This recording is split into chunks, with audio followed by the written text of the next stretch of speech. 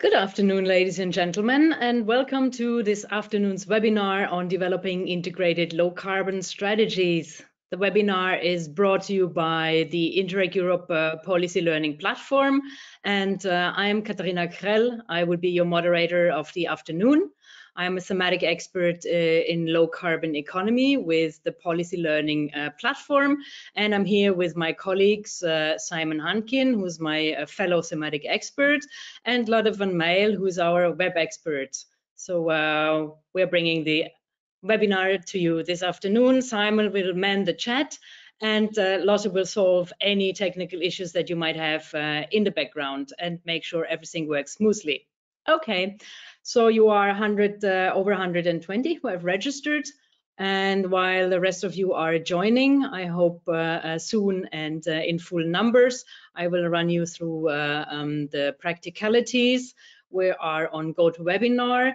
The audience cannot speak. You can interact with us and with the speakers through the questions tab, where you can type questions. Simon will read those to the presenters after the presentations. You can also check out the handout section where we can put relevant documents as we go along. We also have some polls for you that you will discover as we go. All right, so to come to today's topic, integrated low carbon strategies. Everything is related with everything in the world. But administrations, just like any other organization, need to choose how to structure their work, where to draw the boundaries, how to define the work areas. And it is just natural that once an organigram of an organization is defined, silos appear. Interaction, consultation, and collaboration is naturally much easier inside of a silo and much more challenging between different silos. That is, I think, across public and private organizations, just a likewise challenge. But the political priorities are shifting, and decarbonization is becoming like an overarching objective that is relevant for different silos in different ways, but somehow also in the same way. So the question is, are the old organigrams of public administrations still adequate today? Or do we need to rethink the way that public administrations are organized, the way policy is made, and the impact is being monitored? But while an entire organizational reform or even a revolution is hard to achieve and takes time, which we don't have in view of the 2050 targets for decarbonization, it appears imperative to look already today into ways to better integrate and harmonize strategies that belong to different areas, territories, spaces, and to see how that harmonization can help. The harmonization has to start with strategies, of course, because these allow to have a common vision, common implementation plans, indicators and monitoring tools, shared data, and so on. So several areas spring to mind immediately. Energy and mobility, especially in view of the electrification of transport, but also the relation to land use planning because of permitting, because of public space allocation. There is the need to integrate low carbon strategies and circular economy strategies in a territory. There is the requirement to plan across territorial boundaries. And of course, in a sustainable city, all the topics have to come together: energy, mobility, circular economy, in a coherent way. So the question of integration is everywhere. And this is the focus of today's webinar. And we hope that we have put together an attractive agenda with a set of competent speakers for you. And I invite the speakers to turn on their cameras so that I can introduce you to our audience. Can we see the agenda slide, please? So we will start, my colleague Simon will start with a short presentation of our last policy brief. Then Fabio Tomasi from Area Science Park in Italy will deliver a keynote on integrating SUMPs and SECAPs. And then we will have 3 good practice pitches from European regions, starting with Rome's Energy Office Management Board, presented by Raffaella Fomini. Hi, from the Metropolitan City of Rome. Then we will hear from the Extremadura Energy Agency. Rachel Tully will present the regional strategy towards a green and circular economy.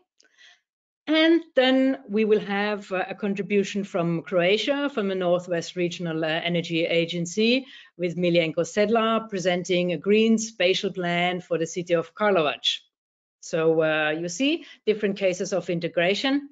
And without further ado, I would like to hand over to Simon. Everybody else can switch off their camera. Simon, the floor is yours. Okay, thank you very much, Katerina, and welcome everyone also from my side. So I will briefly present the policy learning platform for those who do not know what it is that we do. Then I'll go a little bit into our latest policy brief. So the policy learning platform is the second action of Interreg Europe after the projects, and it seeks to capitalize on the results of these projects to ensure that their achievements can inspire and inform other regions throughout Europe. It does this by supporting inter-project learning, particularly amongst projects working on similar topics, bringing on board regions from Europe which are not part of Interreg projects, but could learn from what these projects are doing, and by providing ad hoc support to regions which are looking to overcome policy challenges. So the platform provides 4 services to its users under the 4 thematic areas of the program.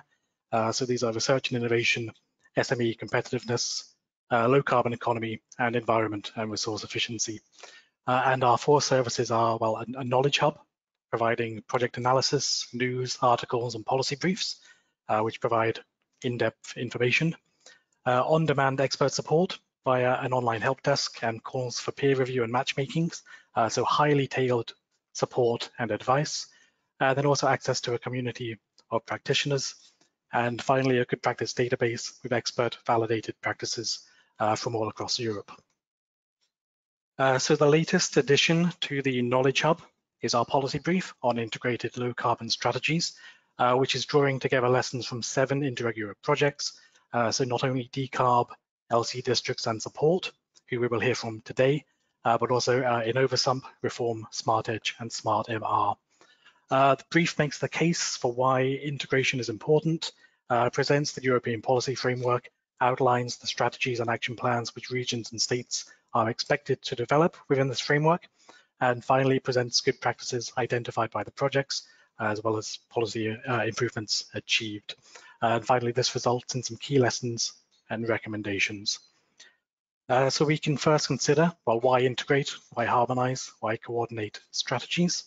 Well, we have a significant amount of work to do to meet our 2050 targets, requiring a significant level of change in many sectors, from buildings, mobility, energy, waste and water, and so on. But we really don't have so long to make that change. We need to ensure, therefore, that we make optimal use of resources, not only financial and material resources, but also human resources, and that we make the best use of available time. So public authorities have many different strategies to develop, but they often the work is performed in different departments or across governance levels, say regional and municipal level, or efforts stop at the governance boundary, where performance would be better by coordinating with neighboring municipalities or neighboring regions. So it's all about maximizing the impact of our actions, tackling cross-border, cross-sectoral issues, avoiding duplication of effort, making savings, speaking with one voice to external stakeholders, and presenting a common vision that can bring everyone onto the same page and have them pulling in the same direction. So in the brief, as said, we examined some existing methodologies, such as the SIMPLA methodology, which we'll hear shortly, but also good practices and improvements identified by the projects.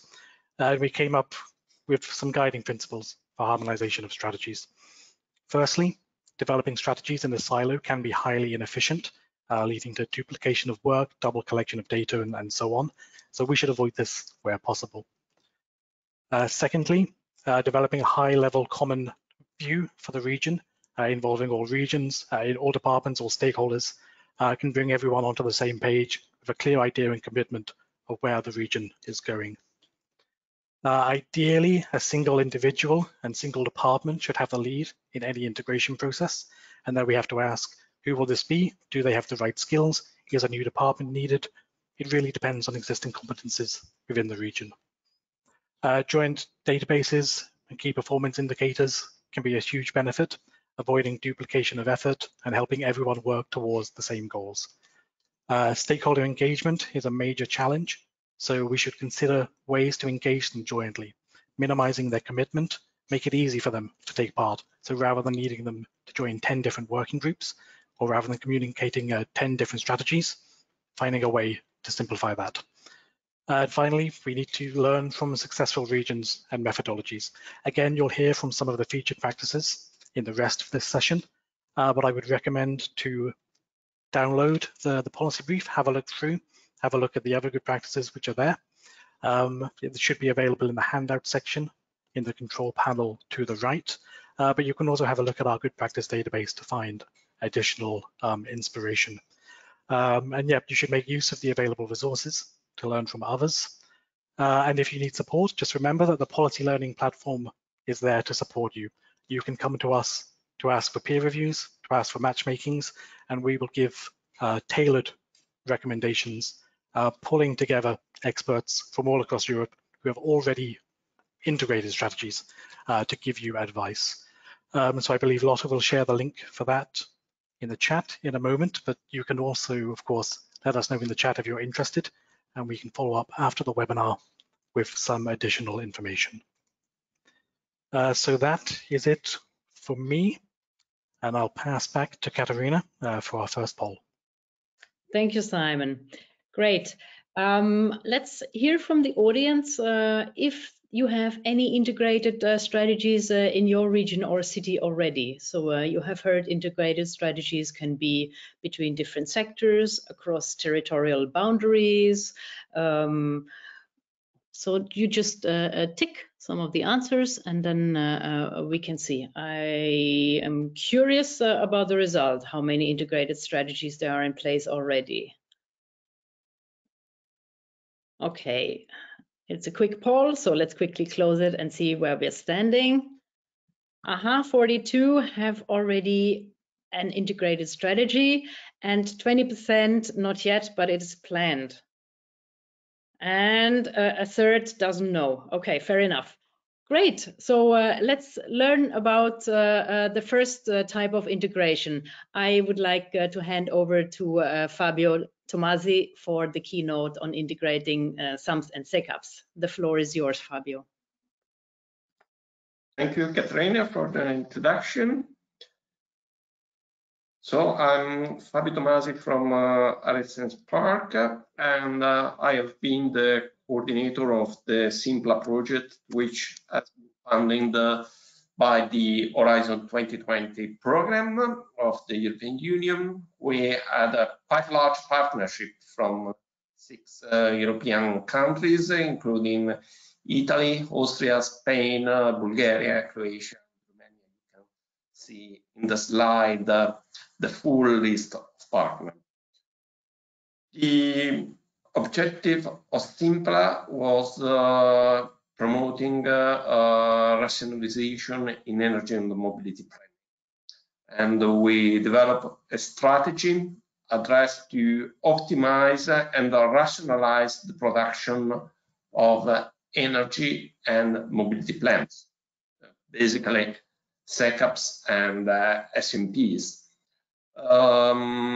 This need is because of what we realize as partner is that very often these plans have been developed by different departments, which usually do not communicate and share information data very much. And the result is that the two plans are unrelated and also sometimes with some discrepancies. And this doesn't help to reach wider objectives and strategies. So what we wanted was promoting synergies and economies of scale, by applying a project management process resulting in 2 independent harmonized plans, because still the plans have their own identity, but are strictly related. It's important that the 2 plans are kept independent because they have a different nature. Starting from their objectives. The objectives of a SECAP is CO2 emission reduction and introducing climate change adaptation actions. Whereas the objectives of SMP is improving the quality of life of citizens. SECAPs can be applied from small villages to larger cities, whereas SMP usually are developed by medium or large cities. Also, the issue of monitoring is totally different. With the SECAP, there's a baseline with a comprehensive overview of energy, whereas in SMP you have a context analysis and analysis that includes socioeconomic data. And what is extremely important is that SECAP is a sort of centralized process, because SECAPs are to be submitted to the Covenant of Mayor office, and also the monitoring has to be presented every 2 years to the Covenant of Mayor office. And whereas in the case of SUMP is totally decentralized, there are European guidelines, but there's nobody that are checking that self-declared SMP is in line with these guidelines. And also for the monitoring, also regarding the number of existing plans, this difference is clear. In relation to SECAP, if you check on the Covenant of Mayor website, you will find precise statistics. There are, a few days ago, 10,734 signatories, 7,883 submitted SECAPs, whereas in relation to SMP, we just know that there are more or less 1,000 SMP. Getting back to the harmonization process, as I said, the harmonization process helps these plans, the SMP and the SECAPs, work together in the same direction. The key principles are the application of a circular methodology and the project management approach with a signal of task, schedule, responsibilities, milestones, which is very often not a practice in local authorities. The need for a strong leadership guiding different departments of the city. Multidisciplinarity and cooperation is a must. A strong political commitment with a comprehensive strategic vision. The involvement of stakeholders, which is required by both plans and also in the harmonization process, is important, and the crucial role of data. As I said, this is a circular process. We start with initiations and provide with the planning of the harmonization, the implementation of the harmonization process, monitoring and controlling how the harmonization process is evolving, and update and continuation. Honestly, I would prefer a 3D representation, because it's more like a spiral, because you don't have any time to reinvent the wheel, but you work or you build up on the work that you have already done in a continuous process of improving the quality of the plan and consequently improving the impact that your plans have on your city. So, getting to the details, and the first one, initiation, everything starts with a political commitment by the City Council. or the mayor on the objective of the harmonization process. This is important, I think, when we speak about integrated plans. Doing a SECAP or SMP should not be by itself an objectives. They should contribute to achieve to an overall holistic objective of the city, a vision, how we want our city to be in 10 or 20 years. The plans should contribute to this vision. This is crucial. Without such visions, these plans will not really achieve a strategic impact. Fabio, yes. Fabio, please speed up a little bit. Okay, sorry. Okay, so the second important step is the setting up of the harmonization teams, which involves involving people from different departments, usually energy, environment, mobility, but also other departments could be useful, as for example the department which collects statistics. And also a coordinator should be identified. The second phase, planning, is an initial assessment of the state of the art of the plans, of the available information on the overall strategies and plans and plans that are relevant for the process. The identification and involvement of partners and stakeholders to be actively involved in the harmonization phase, and the definition of a work plan with the allocation of tasks and definition of milestones. Then you will work on the harmonization, starting with the harmonization of the vision of the two plans, the sharing of common data, and the definition of common methodology for collecting data and estimating them, the harmonization of actions, the formal approval of plans, and then the monitoring. Getting back to the monitoring, which I mentioned before, this is a clear example of the difficulties in harmonizing the two plans, because the SECAP have every 2 years the submission of the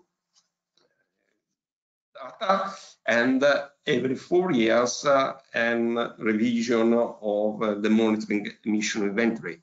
The SMP has usually a monitoring time frame of 10 years, and our suggestion is to set also for the SUMP every 2 years a monitoring deadline.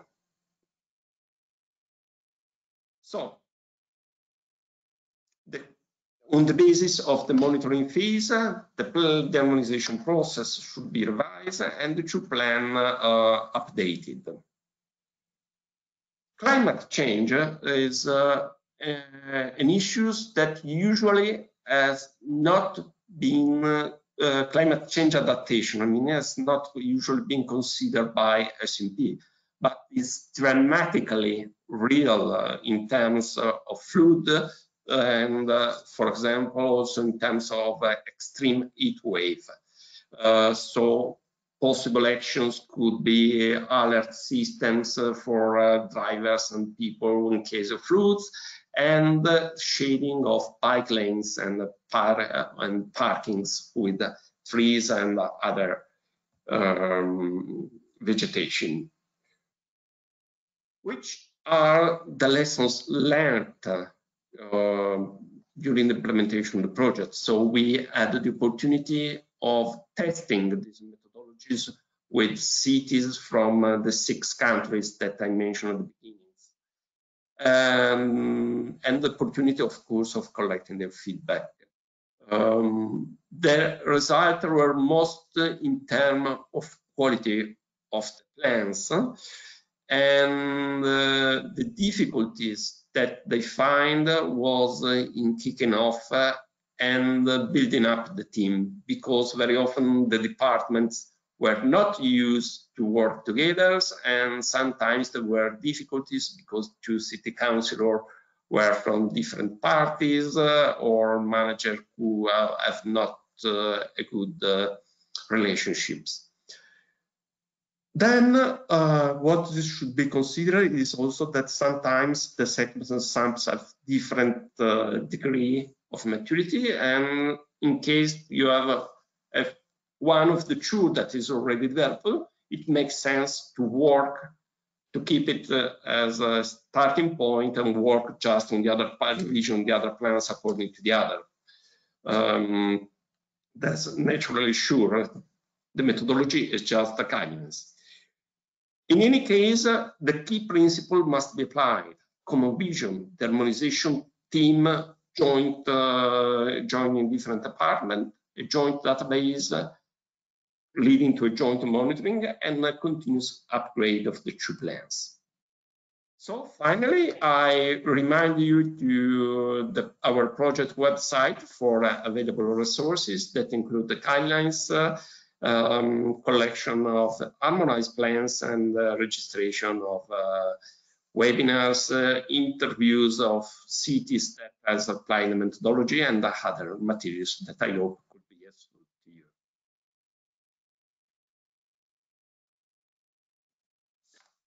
Thank you very much, Fabio. I think everybody should take a look at this. It is very good guidance material. So thank you for sharing this with us.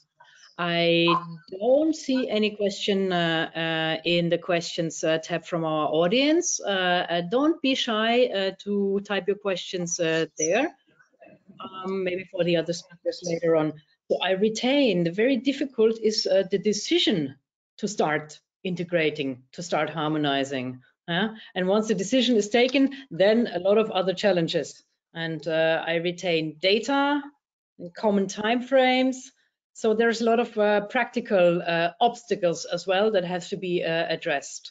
So thank you for setting the frame here. And I would like to hand over to our first good practice case. And I would like to call Raffaella Fomini on the floor. Fabio, thank you. You may switch off. Raffaella, the floor is yours for your presentation, please. Thank you.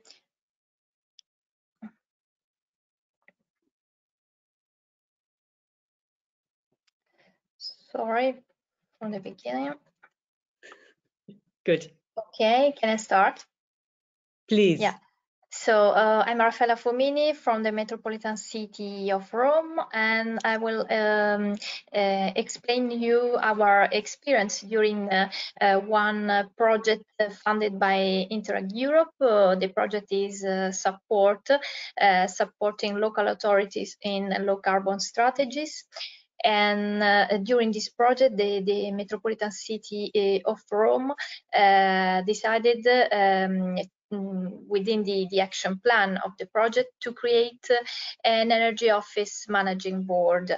This energy office managing board is a permanent working group which involve three key players: the Metropolitan City of Rome, which represents 121 municipalities in our territory, and with more than 4 million inhabitants. The second key player is the Lazio region, the regional authority, which is responsible for energy policies at the regional level and for the allocation of funds, of structural funds. And the ENEA, which is the National Agency for New Technologies, Energy and Economic Sustainable Development. The aim of this office is to assure a multi-level governance of the sustainable energy policies in our territory. And in particular, through the office, we want to ensure the monitoring of SECAPs implementation from all in all the municipalities joining the Covenant of Mayors. Another important aim is to promote the use of a common web platform to gather data on energy consumptions of public buildings, to facilitate the exchange of energy efficiency related data among the metropolitan city, the regional authority, and the national agency, and also to elaborate feasibility study for the implementation of joint action on energy efficiency, and to organize capacity building events for the technical staff of municipalities interested in elaborating SECAP. What we achieved during and after the project. First of all, 24 municipalities expressed the interest in joining the new covenant, and 14 municipalities have already joined the new covenant and will elaborate new SECAP.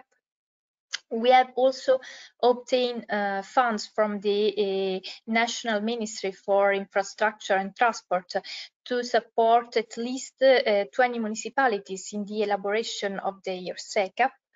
All municipalities will have to enter energy data on this common web platform. And we provided technical assistance to access EU funds, in particular to access the European City Facility call for proposals. Furthermore, we,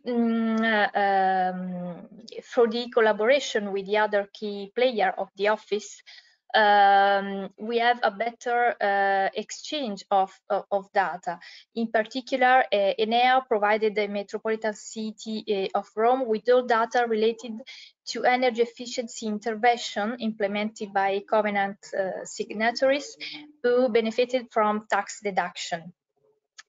The Metropolitan City promoted the participation of municipalities to online training seminars organized by Enea, the national agency. And another key result is that the collaboration with Lazio region, with the regional authority, helped to define together new selection criteria for projects to be funded under the new structural funds. In particular, this, according to these criteria, priority should be given to action defined within SECAP and to large-scale projects at intermunicipal level, so project promoted by more than one municipality.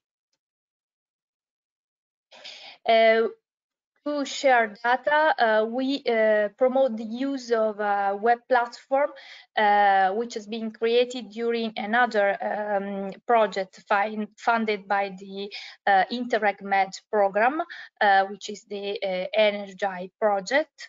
And through this platform, each municipalities can enter data on the energy characteristics of buildings. For example, geometric data, technical data, data on energy consumption, and the energy audit report. So we promote the use of this common platform to have a common overview of data on energy consumptions in our territory. In order to continue with the positive results of the support project, the Metropolitan City of Rome intends to develop the web platform with new functionalities. In particular, it would be important, for example, to have aggregated reports at local level for different consumption sectors, or to have the possibility to compare data between buildings of different territory. So we will further implement the common web platform on energy related data. A second point, we will promote the agreement with public service managers in order to share data, and will strengthen the collaboration with other key players, in particular energy manager, professional association, all actors which have a key role in defining SECAP and helping and technical staff also of municipalities. As third point, we intend to create a one-stop shop, a sort of help desk supporting municipalities in implementing their SECAP, also through a better access to EU funds and different funding scheme. So what are the main lesson? Of course, the exchange of data and sharing of data is a key point, an essential condition to define sustainable energy policies. The multi-level governance, the cooperation between different levels of government help to better plan and better monitor sustainable energy action, and also to plan more concrete low carbon strategies at the local level, more concrete and also more effective. Okay, here you can find some also useful link if you want to have more information. You will find presentation on the website. Thank you very much, Raffaella. Excellent case. Italy is known for multi-municipality SECAPs, and your case is one that really shines. I think it is impressive how a coordinated approach through multi-municipality SECAPs can help, especially also the smaller municipalities develop their strategies, plan the projects, and also raise the funding. I think it's excellent that you have a technical partner present that can help with the data collection and the treatment, and also provide training to the municipalities. Certainly easy to develop into a one-stop shop in the future. And I think also the creation of data platforms within European projects. This is a very good use of project money, because it's not just a portal, a platform that becomes obsolete at the end of the project, but it's something that is really needed and that will be probably used for a long time. So thumbs up for this very, very good example, and thanks for sharing with us. Thank you. Thank you. I would like to give quickly the floor to Simon. We have a question from Rose for you, Raffaella. Yeah, we do. So Raffaella, Rose is asking, can you tell us who leads the permanent working group? Is it a local, regional, or national level? And can you also advise who and how the working group is or will be funded after the support project is finished? The permanent working group is led by the Metropolitan City of Rome, which is Covenant Coordinator, and we lead the working group. And we do not have specific funds for this permanent working group, but we carry out the activities together with the other bodies, so the regional authority and the national agency, within our institutional mission and institutional aims. So at the moment, we do not have funds for the working group, for the working group. But our mission is to get funds for the municipalities, so to facilitate the access to EU and other funding schemes. I hope to it's clear the answer. I think it is clear. Thanks.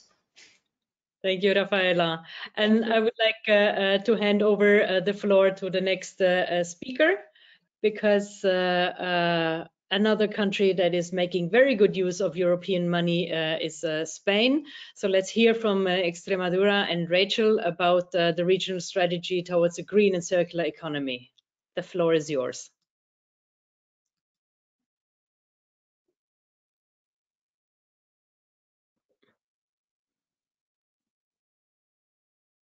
I think you are muted.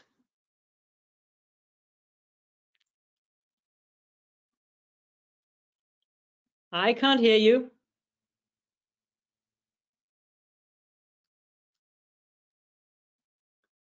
Am I the only one who cannot hear? No, we can't hear either. Yeah, I can't say that. Me neither. Rachel, maybe you can try to disconnect your headset and rather use the computer's microphone.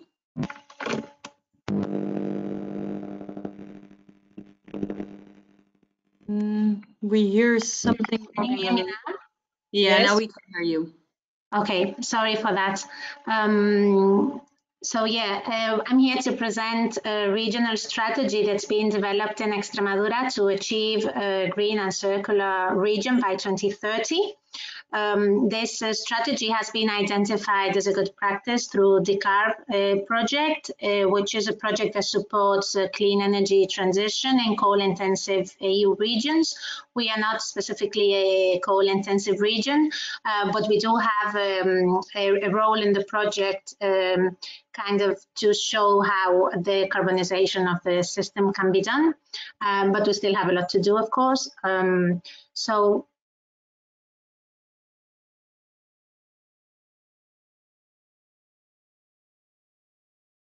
Audio, I can't hear you. even if the strategy was identified through the CARB project, there is I'm not sure what's going on. I can hear you now. I'm sorry. Yeah, so how come the strategy, how did we decide to come up with this regional strategy? AGENEX was working in different Interreg Europe funded projects, all in the field of energy, but with a very specific thematic.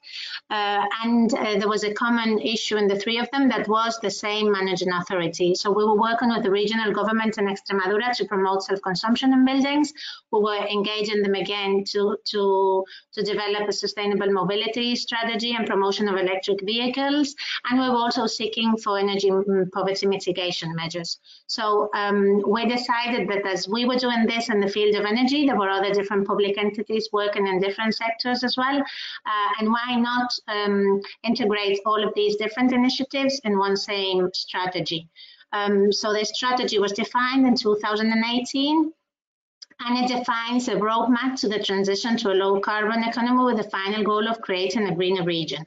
It boosts green and circular economy in the region as the best way to achieve sustainable development. Completing the objectives for climate change, defining a sustainable energy model, managing natural resources, and of course, integrating key actors like citizens, municipalities, all of this development and job creation. So even if the strategy was developed by the regional government through two different ministries, for Environmental and Rural Affairs and the Ministry for Ecological Transition and Sustainability,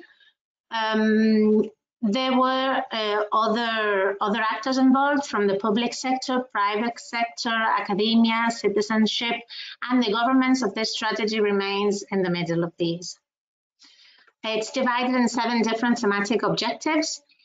We focus as an energy agency on the first 2, so green and circular economy, climate change and sustainability, as well as energy and water and waste. And as I was saying, well, different departments from the government focus on different objectives, employment, competitiveness, and so on. This is a coordinated strategy that was presented publicly, so every actor involved was allowed to review the strategy, comment, improve, and all of these social actors were informed before it was public, so public consultation open.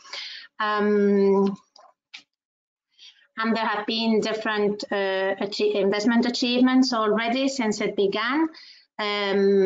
Economically, over 1 million euros have been dedicated to promote green and circular economy in agri-food companies.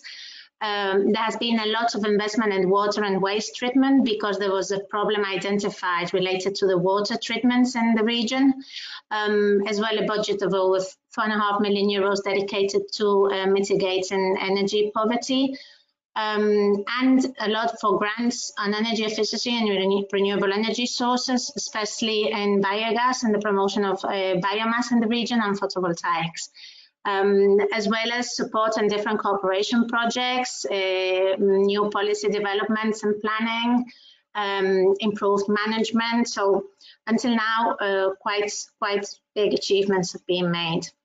Additionally, as well, there is a social network of municipalities, education centers, private companies, associations that all gather together to identify the needs and find the solutions in this way towards a greener region. There are many awareness programs. Extremadura has over 400 small municipalities around the region, so there are different programs by area established to try and get to everyone. Different cooperation and participation programs, over 50 European projects as well, with actors from Extremadura. A lot of training has been promoted and developed in the framework of this strategy, resulting in 13,000 SMEs that can be called green, of 170,000 jobs related to this greening process. And very relevant as well for our region, 100,000 hectares of ecological agriculture and 300 holdings of ecological livestock, because our region is quite advanced in the implementation of renewables. So really the agriculture and the livestock are the main CO2 producers in the region. And as well, the strategy has organized many different events. Finally, with the potential for learning, I think for the region, over 900 actions have already been carried out. And there's a high potential for learning or transfer, as I think many regions are dealing with the energy transition in the same way. So even though we have different plans for buildings, for mobility, for renewables, I think we have to have a holistic approach that gather all of them together. And you can see in the Extremadura 2030 website, it acts as a platform in which you can feed information, you can become part of the strategy, you can promote new ideas. So it's very interesting because not only you can see information there, but you can also feed information in. And as well, I just wanted to finish now saying that since the National Integrated Energy and Climate Plan was approved in Spain, Extremadura has also developed their own regional plan, which is quite more ambitious. And in a way, it's going to be able to implement all of the measures and activities defined in the strategy related to energy. So we will have a specific plan for the energy and climate. And in the future, we will increase our use of our installed power of renewables, jobs related to energy, and so on. So you're free to visit the website if you want to see more information. And that's all from me. Sorry again for the technical issues. Never mind, it turned out well. Thank you very much, Rachel. So you see again the example where the region is it's taking the lead and is taking the municipalities by the hand and acting as a coordinating and facilitating body. In the previous example, it was the metropolitan city of Rome, which is also a very strong hub. So we see the entities with a strong, let's say, administration and some more resources help the others, the municipalities that typically are short in staff and all types of other resources as well. Rachel, the AGENEX is traditionally an energy agency. Now you say that you're also in charge of circular economy. How did that come about? Did that go through an extension of your mission formally? No. Well, actually, we were contacted because I think it happens once energy isn't only energy, but it also involves climate. It involves there are lots of issues in rural areas that are related to energy, but not only energy. So we usually in a close relationship with the Director General of Energy at the regional government, but they contacted us as well from the environmental department. So I think that's how we got on working. And our role is not really that we're in charge, but we put all of the different actors together. And I think that was a very good thing we did, thanks to many of the different projects we had in different thematics. And we saw that at a higher level, like at the government, you have different people in charge of different things. So it's sometimes quite difficult to access everything, and you just need someone to gather everything together. Yeah, I mean, agriculture and also waste management, which is one of the core topics of circular economy, clearly has a very huge CO2 impact. So I think it makes sense. Yeah. Yeah, but the thing is, waste management is another source for energy production as well. So it all links in and stays in the same region. Yes, there we go. Simon, would you like to make a contribution of Ecky's different comments? Maybe it's more a contribution than a question to Rachel, but please try and summarize this for us. Okay, well, I mean, I would come back to these actually as questions, perhaps for the panel discussion, if that would work. Okay, fine. Good. Then there are no direct questions to you, Rachel. I would have many more, but unfortunately time is of the essence, and we have another speaker before we can go to the roundtable discussion. So thank you very much, and I would like to hand over to Miljenko Sedlar, who will explain us the spatial planning on a level of the territory, the city of Karlovac. Miljenko, the floor is yours, please. Yeah, thank you very much, Catherine. So good afternoon to everybody. I'm coming from Northwest Croatia Regional Energy Agency, which is actually soon to become Energy and Climate Agency, because we are in the process of restructuring. Just to relate what was just said a bit earlier now.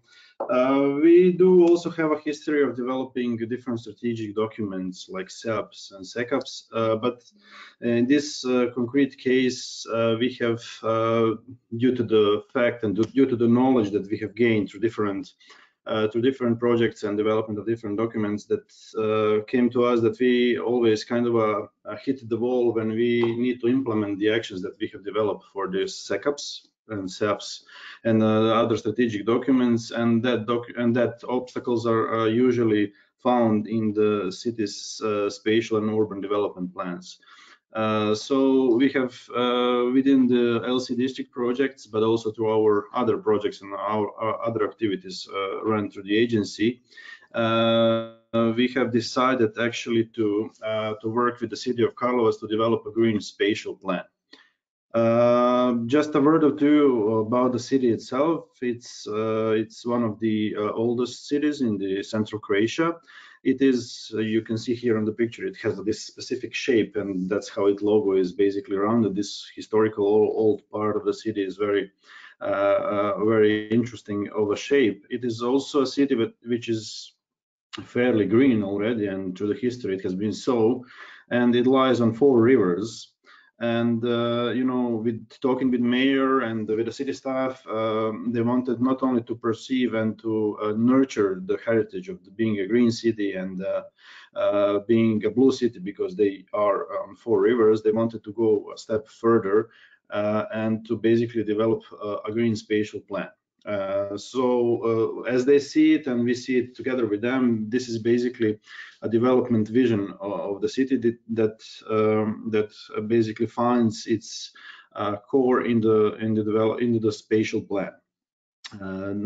Additional causes to do it so is also to timely prepare actually the city and the city department, but also all the stakeholders that are working with the city and for the city for future obligations related to energy transition and climate adaptation areas. Because you can imagine being on 4 rivers, what happens every year when we have extreme precipitation, and not to account everything now. And of course, the people in Karlovac like their city, which is green, but also, you know, they like to keep it green and healthy, and to maintain and even increase the quality of living, which is already on a high level.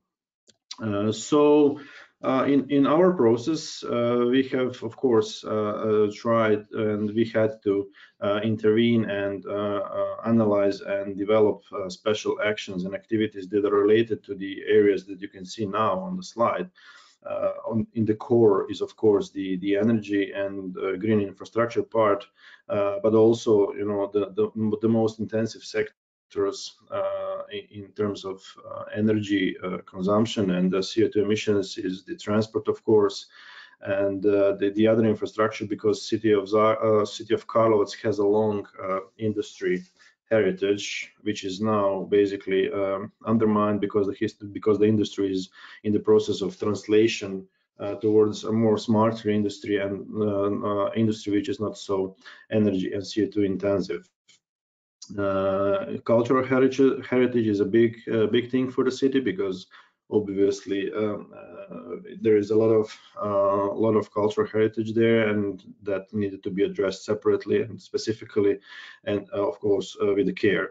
I'm not going to go into details of every area that we have to, you know, we had to address, because you can imagine when talking about spatial plans, that is basically everything you have to think about in the functioning of the city.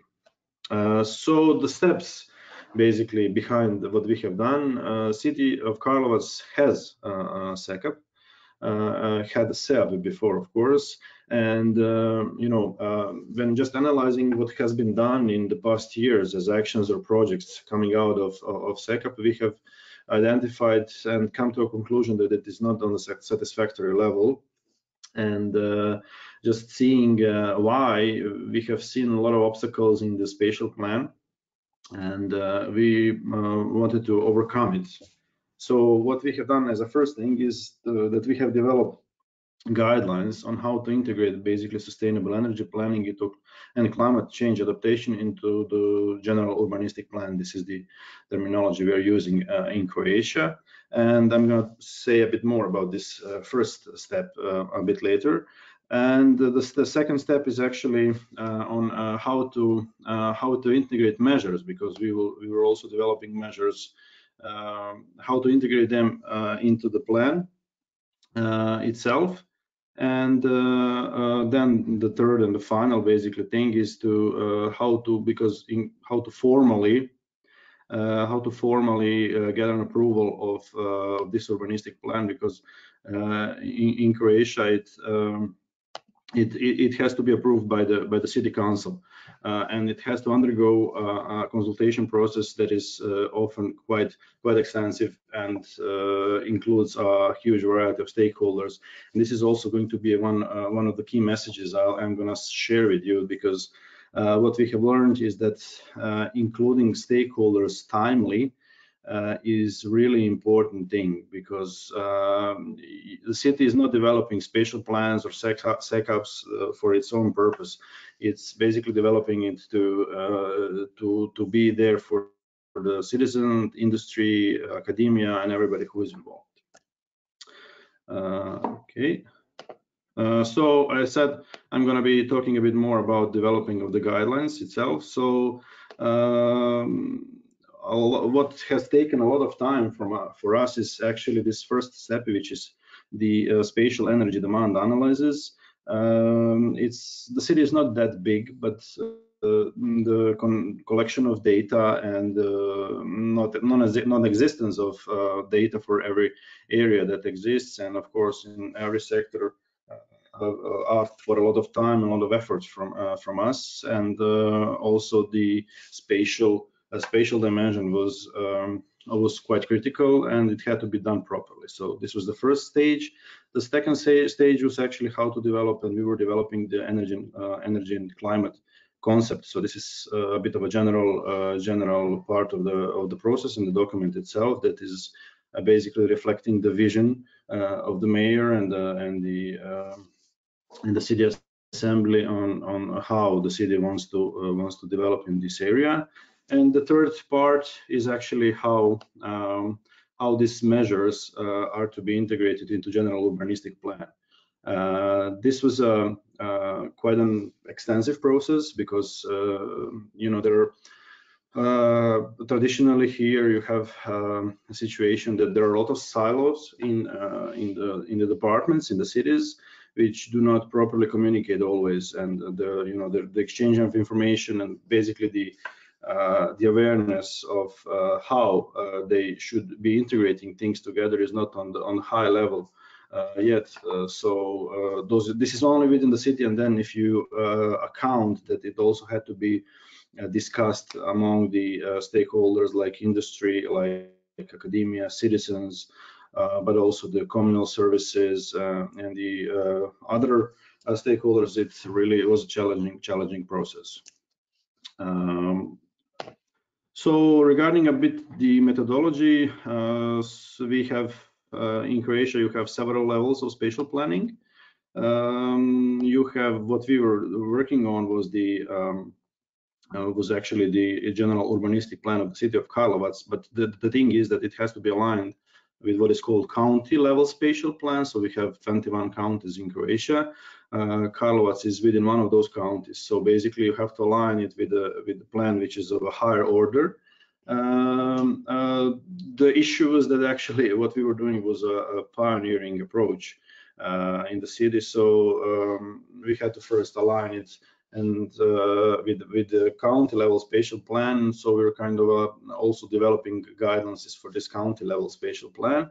And then you have the special, like let's call them district level spatial plans, which are more detailed, reflecting the things that have to be done in each district in order to become basically climate neutral. So we were developing the rationale for that, and also the guide for the implementation of the measures and actual cartography for the plans, or how it's going to be translated into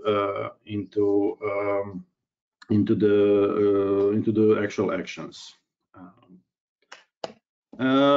This is just something that looks nice on the screen, but what it actually represents is the number of measures that we have identified in the climate change mitigation and climate change adaptation part for the city of Karlovac. So you can see we have developed and also communicated and put into the spatial plan 27 measures related to energy transition or mitigation, and 28 adaptation measures.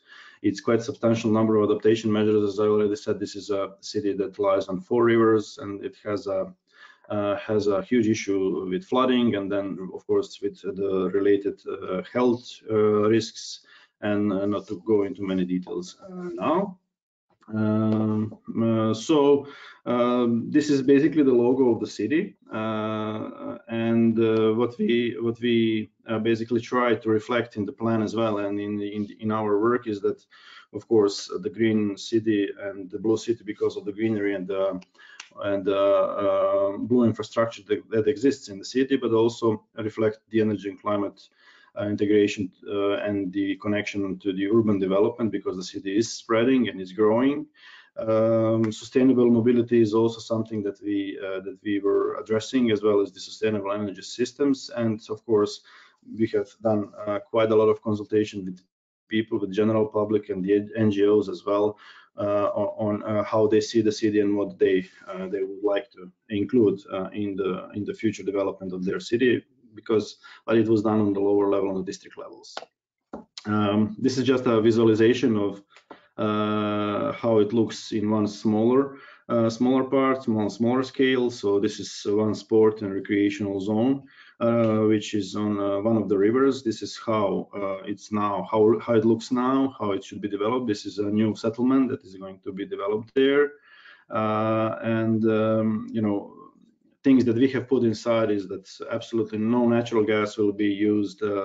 The demands on green infrastructure and how much of it should be present, how to deal with blue infrastructure and so on, not to go into many details, but this is more here for a nice visualization. And some key... Sorry. No, I was just saying, please come to a conclusion, but there you go. I'm here. Yeah. So some key messages from us. What we see is that the spatial planning should be actually seen as a tool for decarbonization of the urban areas. And I mentioned it several times, but I think it's really crucial that the key stakeholders need to be involved in the process, but from the start, not only when you are already done with it, so when you put it on public consultation. Measures that are developed in SECAPs and similar strategy documents really need to be reflected through spatial plans, and what is in the local governance and regional governance really crucial thing is budgetary plans. So those two key issues key documents need to be harmonized. And so the other thing which was actually discussed with Rachel a few moments ago is that energy transition and climate related actions are basically drivers for innovation and for economy development, especially in the areas like we had this city of Karlovac's case. So I'm done now. Thank you. Thank you very much. This is also exciting to see how all this comes together in one territory. I like your drawing the attention to the early involvement of the citizens and the involvement of all the stakeholders early and all through the process, I guess. And also your logo, where you reflect the different green goals, shows that it's a good way to communicate the integrated strategies. Yeah. Thank you very much. Do we have a question from the audience for Miljenko? Nothing specific. No. Good. Okay, then we will take all the questions that are more general in the overall discussion. Miljenko, just a question. You presented the case of the city of Karlovac. Is this a especially shining example of integration in Croatia, or could you cite several other cities where this level of integration is happening? This was our pilot, but since the pilot, we are already working on a couple of more cities, because we are a regional energy and soon to be climate agency, and things got out rather quickly. So we were approached actually by the mayors of some more advanced cities to do the same process and lead them through the same process as we did with the city of Karlovac.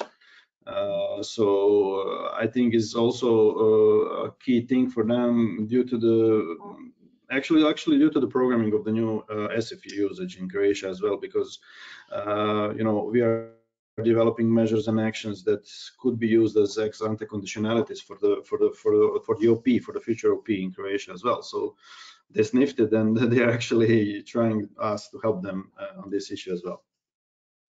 Yes, I've seen in Croatia sometimes there are conditions put to access for the regional funds that then drives all the actors to align and upgrade with whatever measure is in question. It's a very good tool.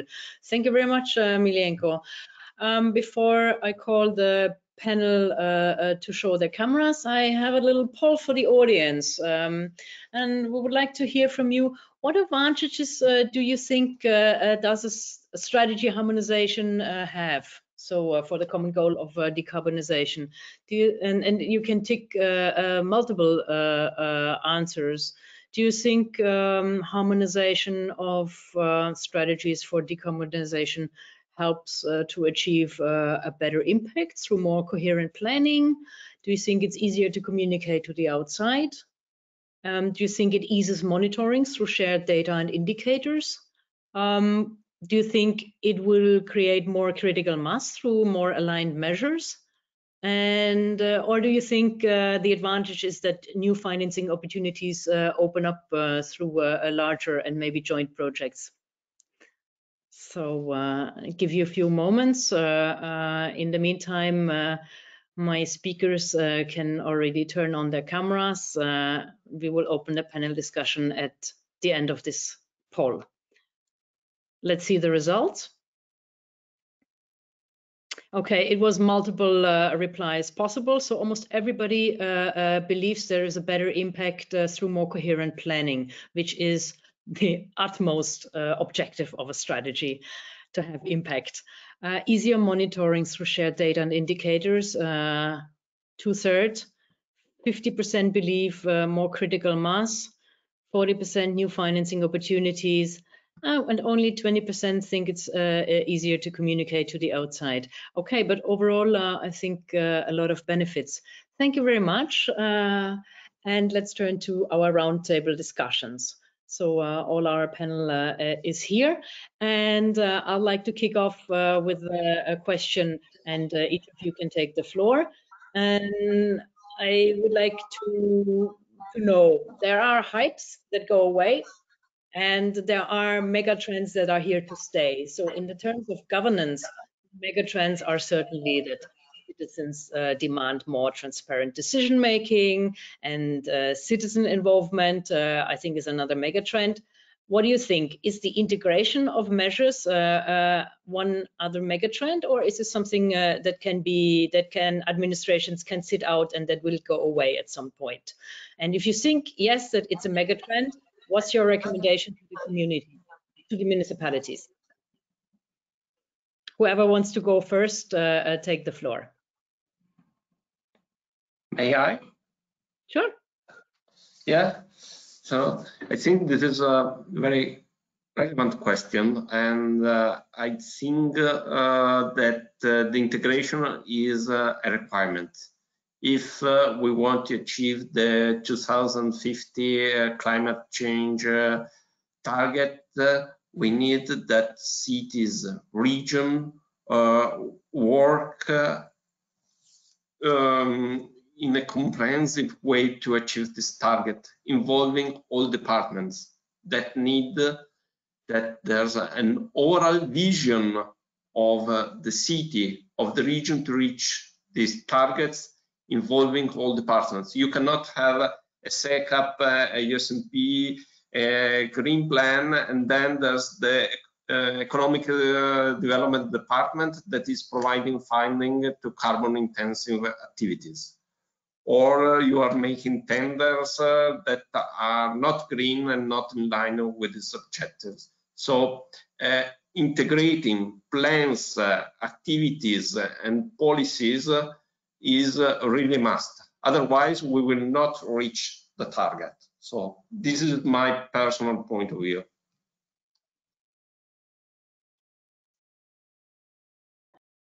Okay. I agree with Fabio, and I think it really is a necessity to have this kind of integration, because what we need is a small new Green Deal plans on the local and regional level. And this kind of harmonization and joint cooperation, not only between the city departments, but also with the stakeholders, which of a wider scope is crucial, because, you know, more and more interesting parties are coming, and because they're recognizing that, you know, whatever is done in the city also reflects how they do business, how they live in the city, and, you know, they're being more and more engaged. And this is a good thing, because it pushes actually the local and regional governance to do better. This is what we see, and I think this is really only a good thing. So no more just promises, but actions, really.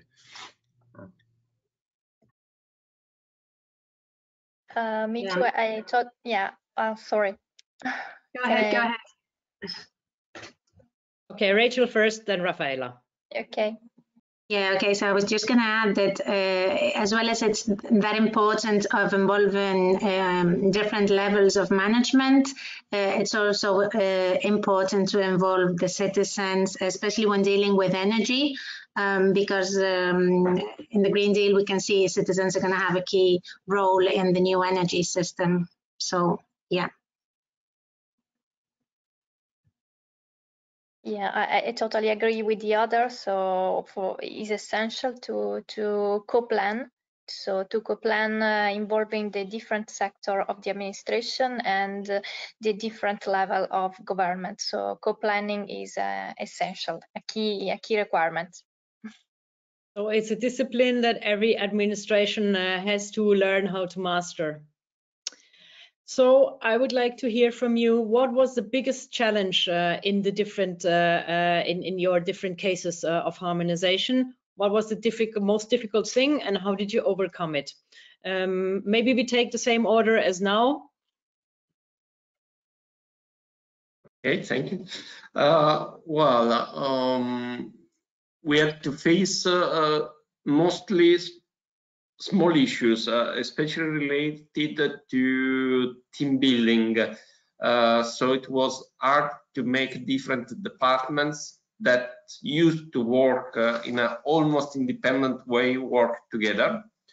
And what usually proved useful was that if the coordinator of the harmonization team was a third party, that was more likely to be accepted than having one of the two departments be set as the coordinator. It was more acceptable. Yeah, and then it was important to win the support of all the key policy maker support that sometimes have different ideas. Good. I'm going to give you just two questions that we got that is going to basically paint the picture of the problem. The first one was how do you people do not consider natural gas as a green fuel? That was the first one, and the second one was like why do we need so many trees in the parking spaces? By the city department for traffic, of course. And the first one about the natural gas was about, of course, coming from the natural gas provider in the area, because we said, okay, no more natural gas in this and this area. In these areas, it is a transitional fuel until we develop district heating systems. This was, this was a really tough question. And but if a city is firm and decisive to basically go with it, then you can do it, and if not, then it's really a challenge. So this is one thing. And the level of understanding within the city departments and the level of knowledge and the why do we need to do all those actions is crucial. And I think we're still going to need a lot of capacity building for everybody to be on the same level if we want to achieve what's been set already. So this is two true questions, actually, the picture of our problems. In our case, we didn't find any conflict of interest between departments. I think the main issue was, as Fabio was saying before, who's going to lead the initiative. So even though you have a big commitment from different sectors, you need a lead partner that at the end is in charge of the coordination. So I think that's the most important. Yes, for us, the biggest challenge was to create a common tools, software, and platform to share data. So convince municipalities to share their data on public buildings, on energy consumption. So this is the most difficult task. So these are very diverse replies that also show that each case is different, and that, well, it has a benefit of hearing from different areas. Maybe the audience can relate to one or the other of these challenges. I hope that you do not have all the 4 challenges at once, because, well, now we have a difficult question from Piotr for you guys. Simon, please read it to us. Okay, yep, quite a challenging question indeed. So Piotr is asking if you could, or if you have any sort of estimation of the cost for comprehensive transformation to net zero for a city of, say, 50,000 people.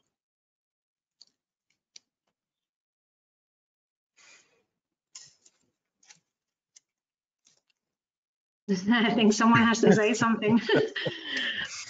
Do you know of any sort of, any estimates, any models? Can you repeat, please? Yes, so he's asking what would be the estimated cost of comprehensive transformation to net zero for a city of, say, 50,000 people? But I think it depends on what's the baseline, let's say. So it depends on the state of the buildings. It depends on the consumption they have. I don't know. I think it would be very, very difficult to give a number. I don't dare. Maybe my colleagues can have an estimate. No, I'm sorry. Anyone feeling brave? Yeah, it's a very challenging one. I would like to know your answer too. The city of Karlovac is about 50,000 inhabitants, so we have some rough estimations. So it would be around 900. It will be €1 billion, a bit less, for that city, because it's again specific because the city has a district heating system, which is kind of an obsolete. Which now wants to switch to geothermal, and because there is geothermal potential there, it has to revitalize the network. You have to phase out the gas network, and it has to be done, of course, in the period of time. But roughly, it would be €1 billion, really, if you consider all sectors: the traffic, the urban mobility, the energy systems, and everything. So, but it's really a rough estimate, really rough. Okay, yeah. Well, thank you for being brave. I mean, if we have no more responses to that one, I could maybe jump onto one other question coming from Eki. I think that we have time for this. Yes. And he's made the comment that, we've heard about the importance of monitoring actions, but he's wondering, what is the role of forecasting when developing joint strategies? Did any of you implement any kind of forecasting activities to sort of try to estimate what the impact of actions will be?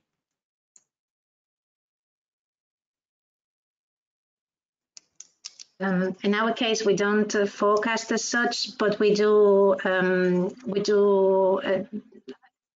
develop them like in a flexible way. So once we do the monitoring, if we see the impacts are not what we're looking for, then we can change them. So the strategies are kind of active, let's say, and we can include changes depending on if they are working out as we thought they would or not. That's the most I can say. Yeah, we're also developing impacts. So, and I mentioned that monitoring part, which we think is crucial, because besides from developing special urbanistic plans, we need to translate it into budgetary plans where you have forecasting in terms of money. But in terms of actions, the forecasting is actually essential to be done. So each measure which you identify needs to be not only forecasted but also monitored, and to see are you on track or are you not on track? Are you getting the value for money or not getting the value for money? What do you need to change? So we are developing this kind of mechanism, but it's it's still really superficial forecasting for now.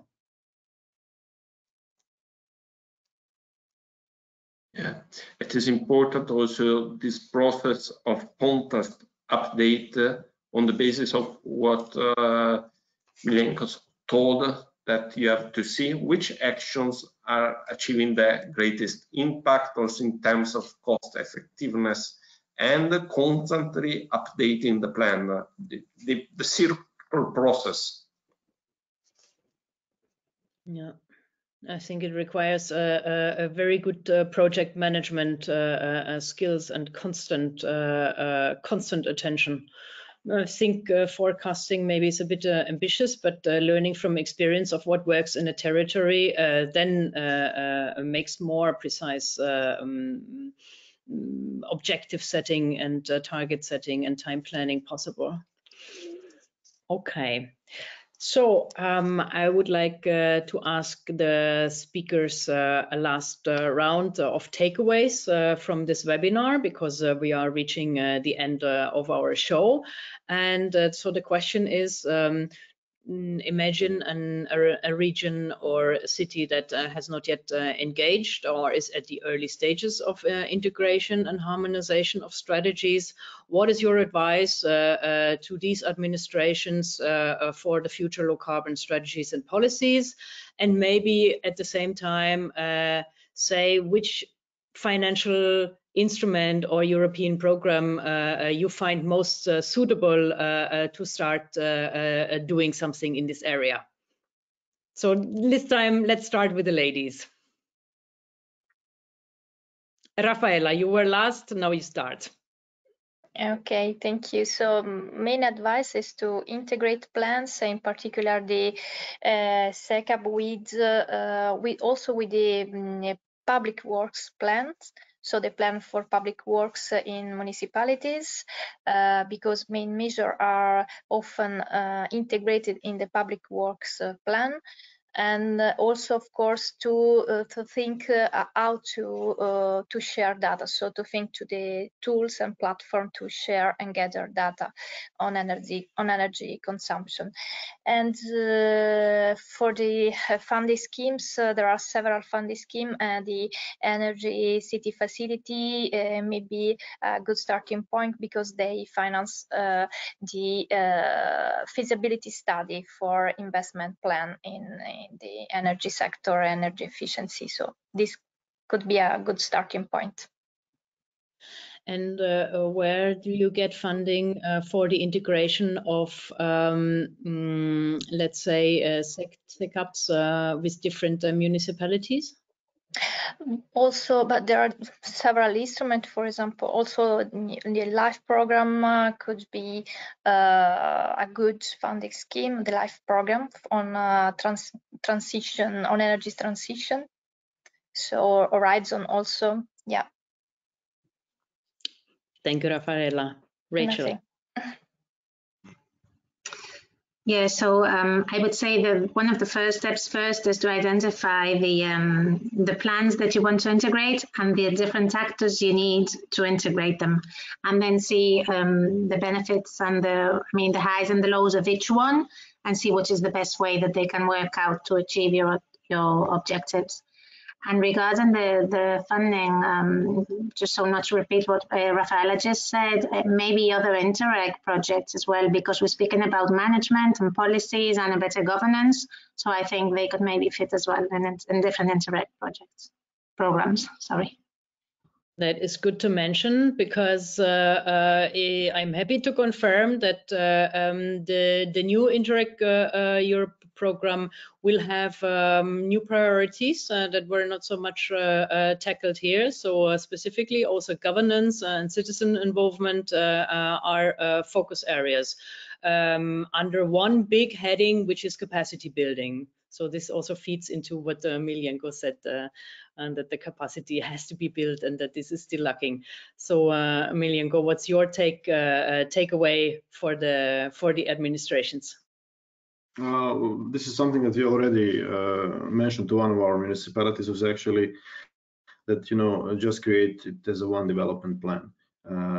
Don't make separate plans or separate things, because this energy and climate area is so big, and it's so, especially the climate is so horizontal that you can use it as your development plan. And we're actually now working on a case where we're checking their all their plans, their development strategy, and trying to make it as a one plan.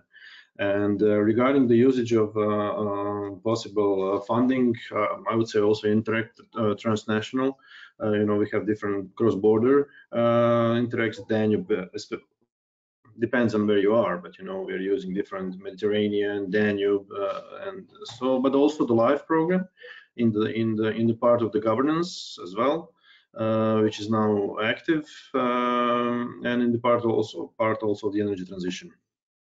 But also, for example, in Croatia, there will be an option to use the structural funding to technical assistance for the development of the plans as well. this is something that we were actually advocating for to be available for the local governance, because you know, we've seen that is a necessity for them. So that's very valuable. Yes. Okay. And Fabio? Yeah, I fully support what the other have already said. I would just add two further suggestions. The first is to define, as I said, a vision and a strategy, because this is important also to communicate to the citizens, to stakeholders. I mean, it could not just be a matter of reducing CO2 emission by 20–30%. Who cares? We want a more clean, livable city for everybody. So something like that can generate feelings, participation and motivation in the people, in the stakeholder, and reach support. And then regarding the funding issues, there's really a lot of opportunities, but I would say that in terms of impact, is more relevant the capacity of a city, of a region, of not doing single projects, but integrating this project in a wider strategies. A project should not live by itself, but should be part really of a wider strategies. In my experience, those cities that were considering project as a small piece of wider strategy were those that will achieve a higher impact. That's crucial.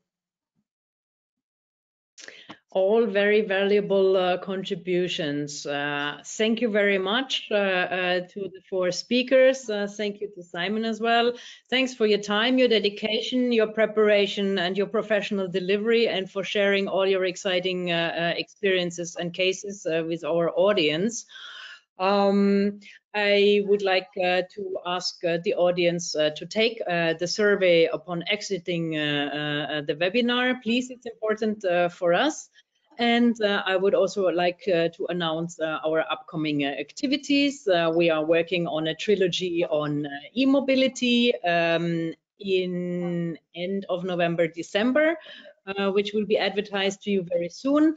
And we're working on regional hydrogen economy webinar for February, and hopefully we will have a physical event on March dedicated to stakeholder and citizen engagement techniques. So we hope to see you at these activities, and in the meantime we wish you a very, very good afternoon. Don't forget, if you need help in designing integrated strategies for your administration, there is a peer review service where you can get 2 days of full individual support from peers that have gone through the processes so far. Application is open continuously, it's free for you, and we're here for you. If you have any questions, write to us. I wish you a very good afternoon. Thank you and goodbye. Goodbye.